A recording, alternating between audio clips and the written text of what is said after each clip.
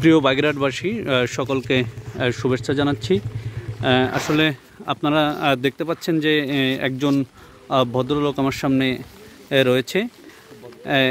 এনার বাড়ি হচ্ছে রূপসায়। এই আপনার নাম কি? নাহিদ। এই নাহিদ আসলে মাজার মোড়ের পাশে পাটরপাড়া এলাকায় মূলত রাতে অবস্থান করছিল এবং সে বিভিন্ন বাড়িতে চুরি করার চেষ্টা করছিল। আসলে এই যে মানুষটা, এরা কিন্তু সুযোগ সন্ধানী মানুষ।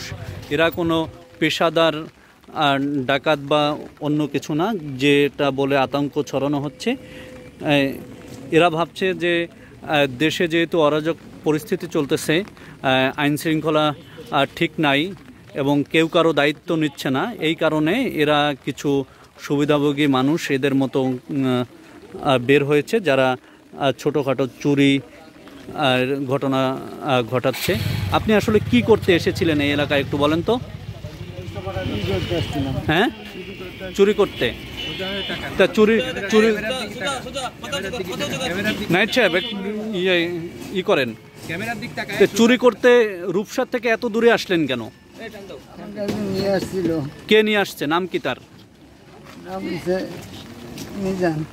মিজান আপনাকে নিয়ে আসছে? মিজানের বাড়ি কোথায়? ও, রূপসায় বাড়ি মিজানের। তো মিজানের এই এলাকায় কি আপনার একজন একটু কথা বলছেন? পাটরপাড়া এলাকার বাসিন্দা, আপনারাই এনাকে ধরেছেন। আসলে ইনি কি করতেছিল বা পাটরপাড়ায় কি ঘটেছিল একটু জানান তো। গত রাত থেকে আমরা সোশ্যাল মিডিয়ায় দেখতে পাচ্ছি সারা দেশেই ডাকাত পড়তেছে। এরপরে আমাদের একটা মেসেঞ্জার গ্রুপ আছে এলাকার ইয়াং জেনারেশনের, সেখানে আমরা সবাই সতর্ক করলাম যে সবাই সতর্ক থাকো, এলাকার অবস্থা যে কোনো মুহূর্তে যে কোনো কিছু হতে পারে। পরে রাত 3টার সময় আমাদের কানে আসলো যে এলাকায় চোর ডাকাত ঢুকছে। পরে মসজিদের মাইকে খবর দেওয়া হলো। পরে আমরা কয়েকজন একসঙ্গে জড়ো হলাম।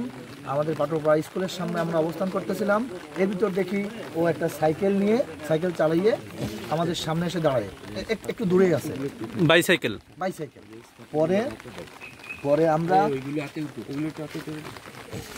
পরে আমরা ও একটু দূর থেকে ওকে লাইট মেরে ধরলে ও আমাদের দেখেই ও সাইকেল ঘুরায় ফিরে টান দিয়ে চলে যেতে। আমরা সঙ্গে সঙ্গে ওকে ধাওয়া করলাম।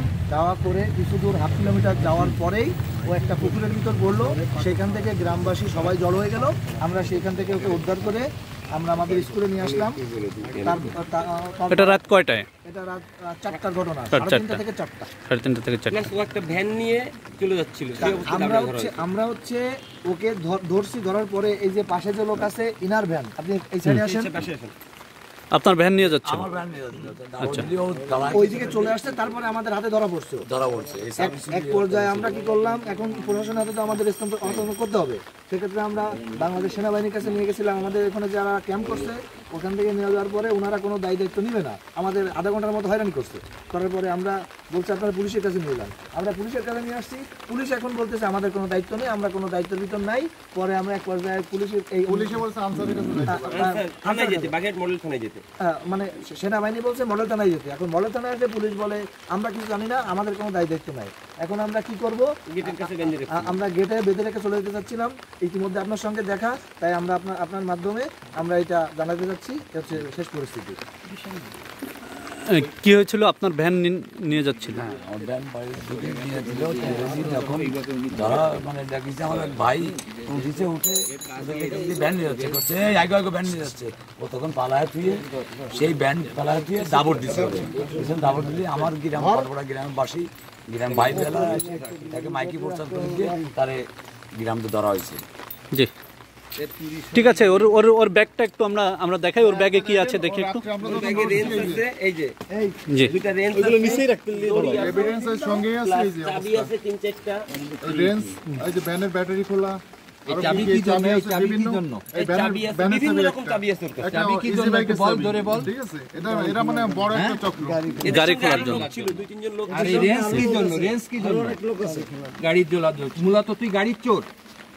তোমাদের সঙ্গে চক্রে কয়জন আছে? কথা ওই যে ক্যামেরার দিক তাকা, ক্যামেরার দিক তাকা, কথা বলছে, ক্যামেরার দিক তাকা। তিনটা মহিলা কে কে? ফাইনাল একটা মাইক না রেখে ক্যামেরার দিক তাকা। তোমারে কে আনছে?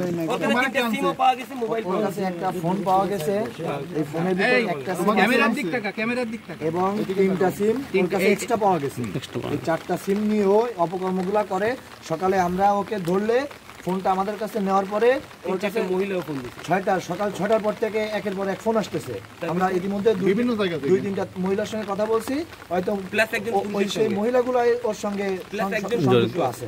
এখন একজন পুরুষও আছে, তিনটা মহিলা, চারজনের সঙ্গে এই তোর চক্রে কি মহিলারা আছে? তুই কি কোনো মহিলা ব্যবহার করিস? ক্যামেরার দিক তাকা, তুই নিচের দিক তাকাস কেন? তোর তো হাতে ব্যথা, তোর মুখই ব্যথা না, উপরের দিক তাকা, সোজা তাকা, সোজা তাকা, সোজা তাকা, তোর চেহারা দেখবে না, সোজা তাকা।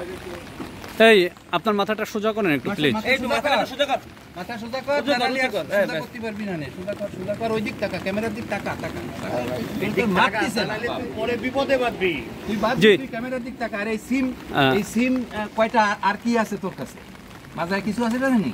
হ্যাঁ, না না সব ঠিক করে। যে আমরা মূলত ওর যে ঘটনা সেটা দেখে যেটা বুঝলাম, এবং ওর ব্যাগে যা ছিল সব কিছু মিলিয়ে আমাদের অভিজ্ঞতা বলে মূলত একজন অটো ভ্যান বা ইজি বাইক বা বাইসাইকেল চোর।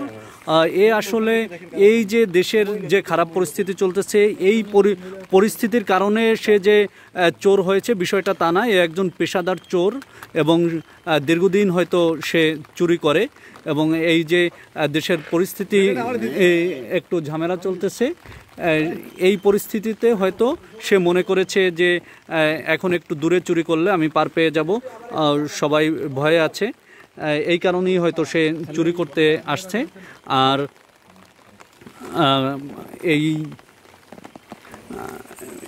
এই যে চোরকে ধরা হয়েছে, এই চোরের মাধ্যমে আমাদের আর একটা বিষয় শিক্ষা নিতে হবে যে এই যে সময়টায়, এই সময়টায় কিন্তু কোনো দল বা কোনো বিশেষ গোষ্ঠীর কেউ কিন্তু চুরি ডাকাতি বা কোনো মানুষের অনিষ্টের সাথে জড়িত হবে না।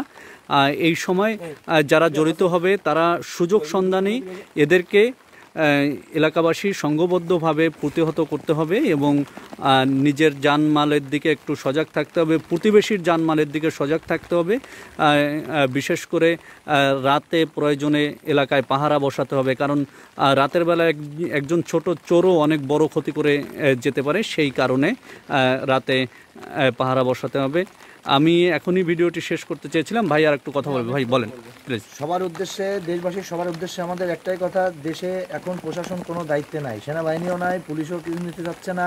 এক্ষেত্রে আমাদের যার যার জানমালের দায়িত্ব যার যার নিজেদের নিতে হবে, এবং রাত্রে আমরা যারা বাসায় থাকি, ঘুমাই, প্রত্যেকে যেন সতর্ক থাকি। ধন্যবাদ।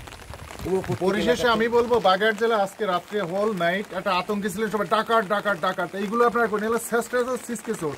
আপনারা সবাই সোচ্চার হন, ঠিক আছে? এদের কাছে বড় ভারী কোনো অস্ত্র নেই, ইভেন কোনো নাইফ, মানে আমি ছুরিও নাই, কিচ্ছু নাই। এরা মানে পেটে দেয় বললে চলে বা যাই হোক, আর বিশাল একটা চক্র। তো বাগেরহাটবাসীকে আমি বলবো, পরিশেষে এই কথাই বলবো যে আপনারা আতঙ্কে মানে আন্দাজে উল্টাপাল্টা কিছু করেন না, সবাই মিলে সোচ্চার থাকেন, জেগে থাকেন। এরা সিসকে চোর বলতে পারেন, এরা ডাকাত না। ডাকাত বলে আজকে টোটাল বাগেরহাটের মানুষের ঘুম আপনারা হারাম করে। হ্যাঁ আছে, কিন্তু আর ষড়যন্ত্র, আর এরা কোনো রাজনৈতিক সাপোর্টে কিন্তু আসে না, কোনো রাজনৈতিক সাপোর্টে না, হইতে পারে কোনো আওয়ামী বা বিএনপি বা সেটাই, কোনো রাজনৈতিক সাপোর্টে আসতেছে না। আপনাদের আবারও বলি, আপনারা বিভ্রান্তি ছড়ান না। পরিশেষে আমি আবারও বলতেছি, বিভ্রান্তি ছড়ান না, সবাই সোচ্চার থাকেন, জেগে থাকেন। এরা কিন্তু এমন কিছু না, এদের কাছে এখনো পর্যন্ত কোনো অস্ত্র পাওয়া যায়, যেখানে ধরা পড়ছে অস্ত্র পাওয়া যায়নি।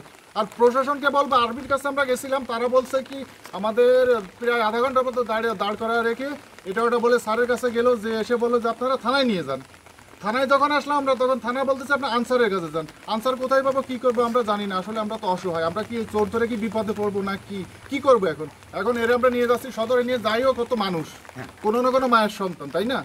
ওরে আমরা থানায় নিয়ে ট্রিটমেন্ট করাবো, আমরা মিডিয়ার কাছে দিয়ে দিতেছি, ঠিক আছে? সরি, ওই হসপিটালে নিয়ে ট্রিটমেন্ট করাবো আমরা। হোল নাইট জেগে এই অবস্থা দেখে বেজা পড়া সবাই।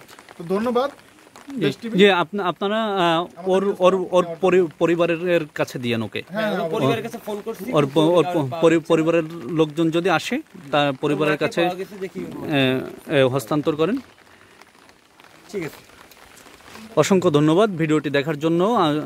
পরবর্তীতে আরও কোনো ভিডিও নিয়ে আমরা আসবো আপনাদের কাছে। আপনাকে অনেক ধন্যবাদ।